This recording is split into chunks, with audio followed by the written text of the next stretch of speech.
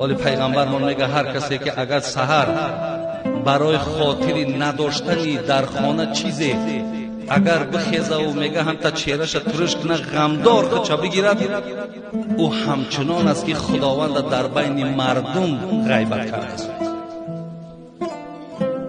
هر کسی که میگه اگر پیغمبرمون یک آدم مالدار اگر به خاطر پولش اگر تعظیم کنه و دستاش پیشی بر کند، سه یک دینش عیبین می رود. این عالم برادرای عزیز وقتی این گپ از مردک پولدار کشنید گفت شرم میاد در یک خانه قرار دارم که صاحب این خانه ماندگی من است حاجت طلب کنم. برادر عزیز سخن بینید، من در مسجدم، این خانه خدا ہے، من در خانه خدا ماندگی استنی است طلب کنم.